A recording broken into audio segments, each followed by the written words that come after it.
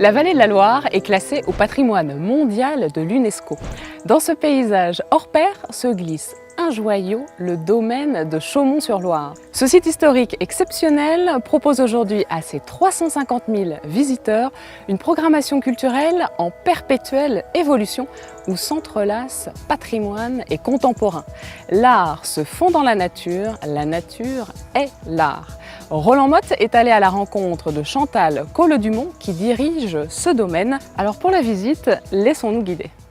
Chantal, pouvez-vous nous raconter l'histoire du domaine? Alors l'histoire du domaine est très longue. En allant vite, j'évoquerai la présence ici de Catherine de Médicis qui a possédé ce château pendant une dizaine d'années, puis Diane de Poitiers, puis des personnages aussi extraordinaires que Germaine de Staël qui ont vécu ici quelques mois, puis la dernière propriétaire qui était une princesse très fantasque, la princesse de Broglie. Et ce n'est pas un hasard si un festival des jardins s'est installé ici dans un lieu qui est un lieu de créativité permanente. Et donc on développe à la fois l'art des jardins, le patrimoine et l'art contemporain puisque nous avons mis en place un projet liant l'art et la nature. Chantal, quel est le style de ce parc? C'est un parc qui a été réalisé par Duchesne. Ce sont les Broglie qui ont fait appel à Duchesne. C'est un parc qui se trouve en promontoire sur la Loire. C'est vrai que nous avons une vue assez extraordinaire sur la Loire et sur la Loire sauvage puisque nous n'avons aucun vis-à-vis.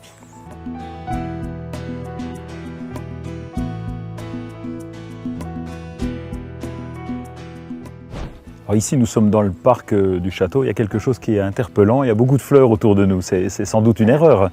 On a eu l'audace, dans un parc qui serait plutôt vert, d'inviter Ségora et quelques pénicétums à donner un peu de poésie à cet espace et donner un écrin au château qu'il méritait. Et alors aujourd'hui, comment se composent les différents espaces? Quand on vient visiter, qu'est-ce qu'on peut voir dans le domaine? On peut tout voir. On peut voir seulement le Festival des jardins, avec des jardins qui sont le résultat d'un concours international et d'invitations de personnalités importantes du monde du jardin. On peut visiter le parc dans lequel nous sommes, où il y a une quinzaine d'expositions et d'installations. On peut visiter les écuries, on peut visiter évidemment le château, dans lequel on a plusieurs grands artistes internationaux, mais aussi la ferme. Donc on a des activités liées au patrimoine, des activités liées à la passion des jardins et des activités liées à l'art contemporain.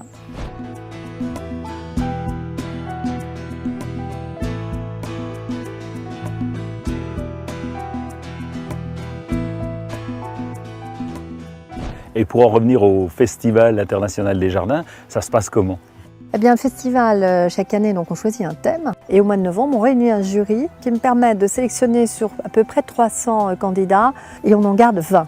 Vous verrez, les jardins sont assez surprenants. On a vraiment une grande diversité et ce qui est important, c'est à quel point la palette végétale est large puisqu'on a une soixantaine d'espèces dans chaque jardin. Pour nous, c'est important parce que la biodiversité est fondamentale et je pense qu'un lieu qui est beaucoup visité comme celui-là doit inciter les gens à avoir énormément de végétaux différents.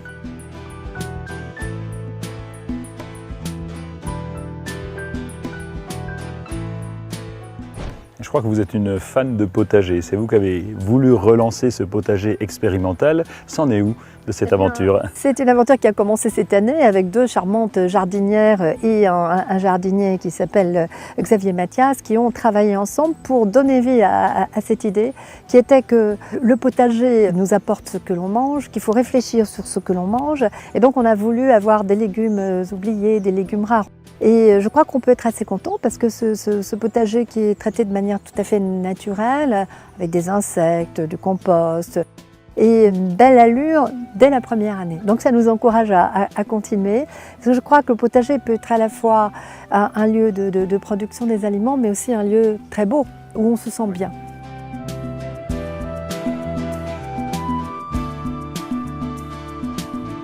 Et plus globalement, comment voyez l'avenir de Chaumont-sur-Loire?